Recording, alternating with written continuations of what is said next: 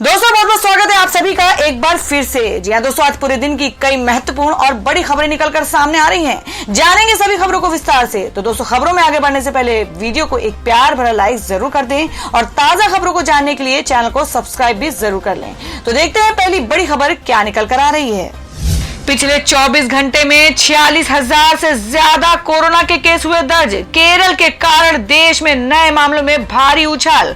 जी हम बात कर रहे हैं कि भारत में एक बार फिर से कोरोना वायरस के नए मामलों में भारी बढ़ोतरी दर्ज की गई है। मामलों में बढ़ोतरी के वैसे तो कई कारण हो सकते हैं, लेकिन केरल में कोरोना से गंभीर हालात इसका एक प्रमुख कारण है। पिछले दिन जहां पूरे देश में 37,593 मामले सामने आए थे, वहीं अब गुरुवार को रिपोर्ट हुए मामलों की संख्या 46,000 के पार पहुंच गई है। स्वास्थ्य मंत्रालय के मुताबिक देश में पिछले 24 घंटे में कोरोना वायरस के 46,164 नए मामले सामने आए हैं और 34,159 लोग कोरोना से ठीक हुए हैं। स्वास्थ्य मंत्रालय के अनुसार देश में कोरोना वायरस का रिकवरी रेट 97.63% और दैनिक पॉजिटिविटी रेट 2.58% है।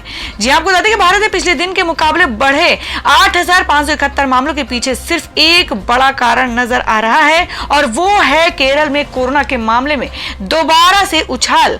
बता दें कि बीते दिन केरल में 31,445 नए कोविड मामले दर्ज किए गए हैं और वहीं 20,271 लोगों की रिकवरी दर्ज की गई है और वहां अब पॉजिटिविटी रेट लगातार बढ़ते हुए 19.3% पर पहुंच गया है। सुप्रीम कोर्ट ने कहा कोरोना के दौरान अनाथ हुए बच्चों को संरक्षण देना सुनिश्चित करे राज्य। जी हां आपको बता दें कि सुप्रीम कोर्ट ने कोरोना महामारी के दौरान माता पिता या उनमें से किसी एक को खोने वाले अनाथ बच्चों की देखभाल को लेकर चिंता जताते हुए गुरुवार को राज्यों से कहा कि ऐसे बच्चों का संरक्षण और उनकी शिक्षा जारी रखना सुनिश्चित करें। इसके साथ ही अदालत ने राज्यों के जिला अधिकारियों को निर्देश दिया है कि वे अनाथ बच्चों से संबंधित पूरा ब्यौरा बाल आयोग के पोर्टल बाल स्वराज में दिए गए सभी 6 खंडों के मुताबिक 3 सप्ताह में अपलोड करें। ये निर्देश न्यायमूर्ति एल नागेश्वर राव और अनिरुद्ध बोस के पीठ ने अनाथ बच्चों की देखभाल के मामले में सुनवाई के दौरान दिए हैं। पीठ ने ऐसे बच्चों को लेकर चिंता जताते हुए कहा कि अगर 1,000 बच्चे भी बिना माता पिता के हैं तो जरा सोचो उनके साथ क्या घटित हो सकता है। वे बच्चे बाल श्रम में न धकेल दिए जाएं, वहीं वे गलत हाथों में न पड़ जाएं। वे बच्चे खतरे में हैं, उनके साथ ऐसा कुछ नहीं होना चाहिए। उनके लिए हमें बहुत सावधान रहने की जरूरत है। हो सकता है कि ऐसे बच्चों के पास अपनी देखभाल के साधन ना हो, इसलिए उनकी सुरक्षा और संरक्षण की जिम्मेदारी राज्यों की है। काबुल एयरपोर्ट पर 7,500 रुपए प्लेट चावल, 3,000 में पानी की बोतल, भूख प्यास से मरने वाले के करीब पहुंचे लोग। जी हां आपको बता दें कि अफगानिस्तान में तालिबान का कब्जा है और काबुल एयरपोर्ट अभी भी अमेरिकी सैनिकों के संरक्षण में है, लेकिन काबुल एयरपोर्ट पर देश से बाहर निकलने के इंतजार में मौजूद लोगों की नौबत अब मरने वाली हो गई है। काबुल एयरपोर्ट पर मौजूद कई हजार लोगों को डर है कि अगर वो एयरपोर्ट छोड़कर अपने घर लौटेंगे तो वो भूख प्यास से मर जाएंगे। काबुल एयरपोर्ट पर खाने पीने की चीजें इतनी ज्यादा महंगी हो चुकी हैं कि लोग उसे खरीद नहीं सकते हैं। काबुल में हामिद करजई एयरपोर्ट पर अब लोगों के लिए रहना मतलब मरने के समान हो गया है। अफगानिस्तान की भीषण गर्मी में एक गिलास पानी पीने का मतलब है हजारों रुपए खर्च करना। खाने का एक निवाला हलक से नीचे तभी पहुंचेगा जब आप हजारों रुपए खर्च करेंगे। एयरपोर्ट का मौजूद भीड़ अब मरने के कगार पर पहुंच रही है। खाने पीने की चीज के बारे में सोचकर डर लगता है। समाचार एजेंसी राइटर्स की रिपोर्ट के मुताबिक काबुल हवाई अड्डे पर पानी की एक बोतल $40 की मिल रही है, यानी भारतीय करेंसी के हिसाब से देखो तो 3,000 रुपए से कुछ ज्यादा। वो भी आपको अगर एक बोतल पानी खरीदना है तो आपको अमेरिकन डॉलर खर्च करने पड़ेंगे। अफगानी करेंसी अब दुकानदारों ने लेना मना कर दिया है और एयरपोर्ट पर डॉलर मिलना अब नामुमकिन सा हो गया है। त्योहारों के दौरान कोरोना का खतरा, केंद्र ने किया सावधान, राज्यों को जारी हुए ये निर्देश। जी हम बात करें कि केंद्रीय स्वास्थ्य मंत्रालय ने आने वाले त्योहारी सीजन में कोरोना संक्रमण बढ़ने के खतरे के प्रति सावधान किया है। केंद्रीय स्वास्थ्य सचिव राजेश भूषण ने साफ कर दिया है कि कोरोना की दूसरी लहर पूरी तरह खत्म नहीं हुई है। विभिन्न स्थानों पर त्योहारों के बाद कोरोना के मामले में बढ़ने के साफ सबूत मिले हैं। उन्होंने राज्य सरकारों को टीकाकरण की गति बढ़ाने और खास तौर पर दूसरे डोज पर जोर देने को कहा है। जी आपको बता दें कि स्वास्थ्य सचिव ने कहा कि देश में कोरोना की दूसरी लहर अभी भी जारी है और 41 जिले ऐसे हैं जहां संक्रमण दर 10% से अधिक बना हुआ है। वैसे इनमें अधिकांश जिले केरल और पूर्वोत्तर के राज्यों के हैं। केरल में कोरोना के कुल सक्रिय मामले 1,70,000 से अधिक हैं, जो देश के कुल सक्रिय मामलों का 51% से अधिक है। इसी तरह से महाराष्ट्र, तमिलनाडु, आंध्र प्रदेश और कर्नाटक में 10,000 से 1 लाख के बीच कोरोना संक्रमण के सक्रिय मामले हैं। बाकी 31 राज्यों और केंद्र शासित प्रदेशों में 10,000 से कम सक्रिय मामले बचे हैं। राजेश भूषण ने कहा कि इससे साफ है कि कोरोना की दूसरी लहर में लगातार गिरावट आ रही है, लेकिन ये पूरी तरह से खत्म नहीं हुआ है। यही नहीं, केरल के ओणम के बाद जिस तरह से कोरोना के मामलों में बढ़ोतरी हुई है वह चिंता का कारण बना हुआ है। उन्होंने त्योहारों के बाद अन्य राज्यों में ऐसे ही ट्रेंड देखने को मिला है। दोस्तों, सरकार को कोरोना की रफ्तार कम करने के लिए क्या कड़े कदम उठाने चाहिए, आप अपनी राय कमेंट बॉक्स में जरूर दें। बढ़ते हैं अगली खबर की ओर। कैंसर संस्थान और बुलंदशहर मेडिकल कॉलेज का नामकरण होगा कल्याण सिंह के नाम पर। योगी सरकार ने उठाया बड़ा कदम। जी हां, बात कर रहे हैं कि पूर्व मुख्यमंत्री कल्याण सिंह के सम्मान में यूपी सरकार ने बड़ा कदम उठाया है। मुख्यमंत्री योगी आदित्यनाथ ने लखनऊ में कैंसर संस्थान और बुलंदशहर में गवर्नमेंट मेडिकल कॉलेज का नाम कल्याण सिंह के नाम पर करने का फैसला लिया है। पूर्व मुख्यमंत्री कल्याण सिंह का 31 अगस्त की देर शाम 89 साल की उम्र में लखनऊ के SGPGI में निधन हो गया था। वे 2 माह से अस्पताल में भर्ती थे। 23 अगस्त को बुलंदशहर में गंगा किनारे उनका अंतिम संस्कार किया गया था। पूर्व सीएम कल्याण सिंह बापूजी को श्रद्धांजलि देने के लिए डिप्टी सीएम केशव प्रसाद मौर्य ने 2 दिन पहले अयोध्या समेत 6 जिलों की एक सड़कों का नाम कल्याण सिंह को समर्पित करने का ऐलान किया था। इसके मुताबिक अयोध्या में राम मंदिर की तरफ जाने वाली सड़क कल्याण सिंह मार्ग के नाम से जानी जाएगी। इसके अलावा लखनऊ, बुलंदशहर, एटा, अलीगढ़ और प्रयागराज में भी एक सड़क का नाम पूर्व सीएम के नाम पर रखा जाना है। डिप्टी सीएम के मुताबिक इस प्रस्ताव को जल्द ही कैबिनेट में पास कर दिया जाएगा। कल्याण सिंह यूपी में भाजपा के पहले सीएम थे। उन्होंने पहली बार सीएम बनने के बाद मंत्रिमंडल के साथ सीधे अयोध्या में जाकर राम मंदिर बनाने की शपथ ली थी। 6 दिसंबर 1992 को अयोध्या में बाबरी ढांचा गिराए जाने के दौरान कल्याण सिंह यूपी के मुख्यमंत्री थे। उन्होंने कार सेवकों पर गोली चलाने की अनुमति नहीं दी थी। प्रधानमंत्री मोदी, रक्षा मंत्री राजनाथ सिंह, बीजेपी अध्यक्ष JP नड्डा, मुख्यमंत्री योगी आदित्यनाथ समेत कई बड़ी हस्तियों ने लखनऊ आकर पूर्व सीएम के अंतिम दर्शन किए थे और इसके बाद अलीगढ़ में सोमवार को उनका अंतिम संस्कार हुआ। दोस्तों, अगर आप भी अपने गांव, शहर या राज्य की खबर देखना चाहते हैं तो कमेंट में अपने गांव, शहर या राज्य का नाम जरूर लिखें। और अगर आपको अभी तक किसी भी सरकारी सुविधा का लाभ नहीं मिला है तो वो भी कमेंट करके जरूर बताएं कि सरकार की कौन सी योजना आप तक नहीं पहुंची है, जिससे कि आपकी बात हमारे चैनल के माध्यम से सरकार तक पहुंच जाए। तो चलिए बढ़ते हैं अगली बड़ी खबर की ओर। उद्धव के चप्पल वाले बयान का संजय राउत ने किया बचाव। कहा, योगी ने हमारी संस्कृति से किया था खिलवाड़। जी हां, हम बात कर रहे हैं कि केंद्रीय मंत्री नारायण राणे विवाद के बीच योगी आदित्यनाथ पर मुख्यमंत्री उद्धव ठाकरे द्वारा की गई टिप्पणी पर भाजपा ने पलटवार किया है। सांसद संजय राउत ने कहा कि सीएम ने छत्रपति शिवाजी महाराज के अपमान के खिलाफ टिप्पणी की थी। शिवसेना और बीजेपी की तरफ से जुबानी जंग लगातार जारी है और इतना ही नहीं, बीजेपी के एक नेता ने पुलिस से महाराष्ट्र के सीएम के उस बयान के खिलाफ शिकायत की है। महाराष्ट्र के सीएम उद्धव ठाकरे की यूपी सीएम योगी आदित्यनाथ पर की गई टिप्पणी को लेकर सेना सांसद संजय राउत ने कहा कि यह बयान छत्रपति शिवाजी महाराज के अपमान पर दिया गया था। महाराष्ट्र में शिवाजी महाराज को कोई चप्पल पहनाकर माला नहीं पहनाता। ये हमारी संस्कृति और परंपरा है। यूपी के मुख्यमंत्री योगी आदित्यनाथ ने हमारी संस्कृति और परंपरा के साथ खिलवाड़ किया था। शिवसेना सांसद ने आगे कहा कि महाराष्ट्र को पश्चिम बंगाल नहीं बनने देंगे।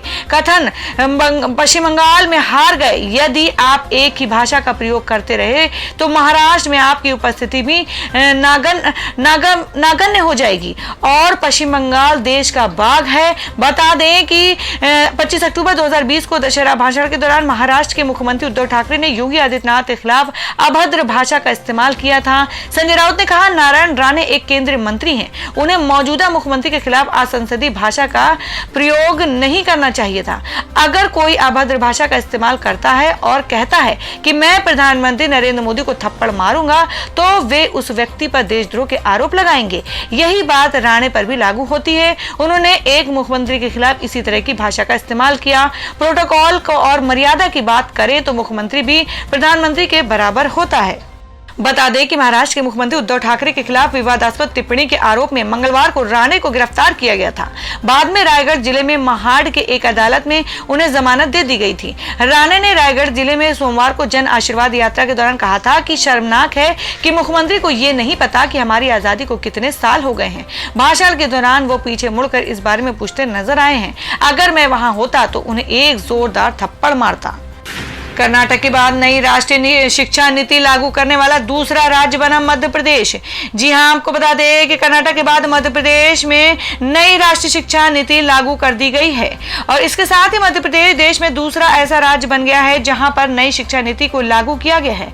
इस मौके पर मध्य प्रदेश के मुख्यमंत्री शिवराज सिंह चौहान, राज्यपाल मंगूभाई सी पटेल और उच्च शिक्षा मंत्री डॉक्टर मोहन यादव मौजूद भी थे। जी हां, बात कर रहे हैं कि इस मौके पर शिक्षा मंत्री ने कहा कि नई शिक्षा नीति संबंधी सभी बंधनों को तोड़ देगी और छात्रों को अपनी सीमाओं के बाहर मौके तलाशने की मदद करेगी। उन्होंने कहा कि पहले एक छात्र को एक पाठ्यक्रम के अनुसार निर्धारित विषयों का अध्ययन करना पड़ता था, लेकिन अब वे अपनी रुचि के अनुसार अपने विषयों का चयन कर सकते हैं। और साथ ही उन्होंने कहा कि नई नीति राष्ट्रीय सेवा योजना एनएसएस, राष्ट्रीय कैडेट कोर एनसीसी और कौशल आधारित विषयों पर भी केंद्रित है।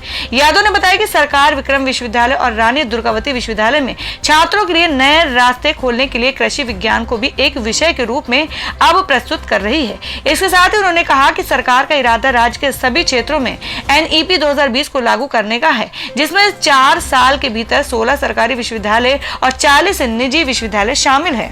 उत्तराखंड सरकार की इंटर्न डॉक्टरों को सौगात, हर महीने मिलेंगे 17,000 रुपए।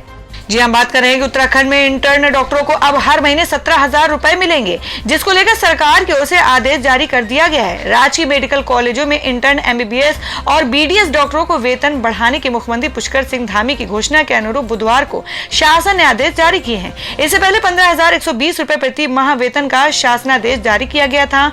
राजकीय मेडिकल कॉलेज देहरादून, हल्द्वानी और श्रीनगर के इंटर्नशिप डॉक्टरों में प्रतिमाह स्टाइपेंड बढ़ाने के लिए धरना प्रदर्शन भी किया गया था।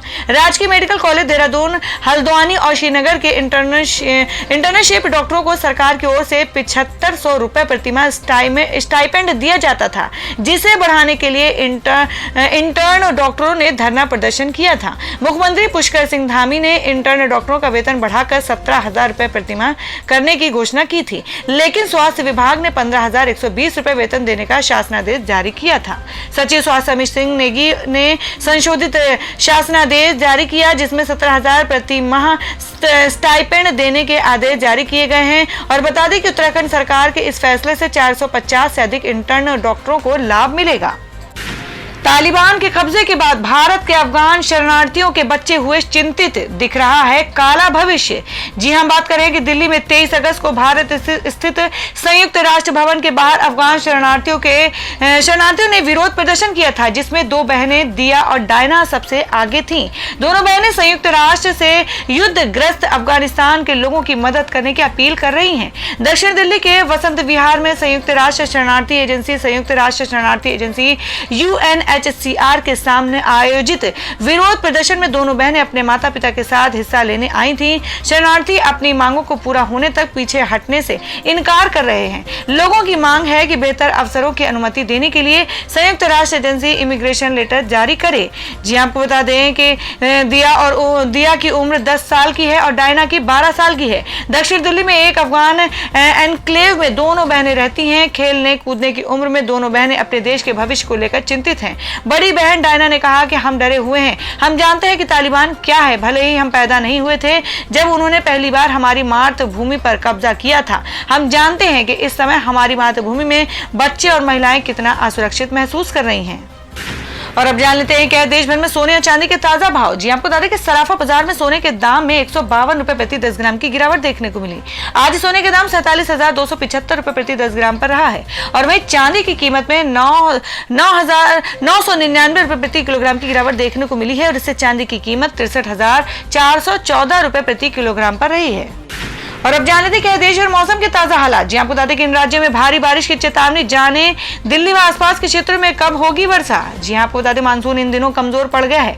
मौसम विभाग के मुताबिक अगर मानसून कम दबाव का क्षेत्र हिमालय की तलहटी के और करीब बढ़ता है और 2 से 3 दिन लगातार वहां रहता है तो हम इसे ब्रेक मानसून चरण कहेंगे। आईएमडी ने कहा कि 27 अगस्त को उत्तर पश्चिम और उससे सटे पश्चिम मध्य बंगाल की खाड़ी में चक्रवाती क्षेत्र बनने की संभावना है। इससे 29 अगस्त से पश्चिमी मानसून में कम दबाव वाले क्षेत्र को नीचे खींचने की संभावना है, जिससे दिल्ली समेत उत्तर पश्चिमी भारत में महीने के अंत में बारिश हो सकती है।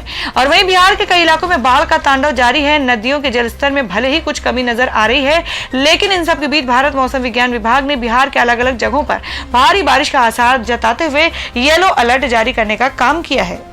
तो दोस्तों ये थी अब तक की सभी बड़ी खबरों की अपडेट्स। टुडे ब्रेकिंग न्यूज और लेटेस्ट खबरों को देखने के लिए हमारे चैनल को सब्सक्राइब जरूर कर लें, वीडियो को लाइक और शेयर भी जरूर कर दें अपने दोस्तों और रिलेटिव्स के साथ। तो दोस्तों फिर मिलेंगे काम की खबरों और सरकारी योजनाओं की एक और नई वीडियो के साथ। तब तक के लिए धन्यवाद दोस्तों।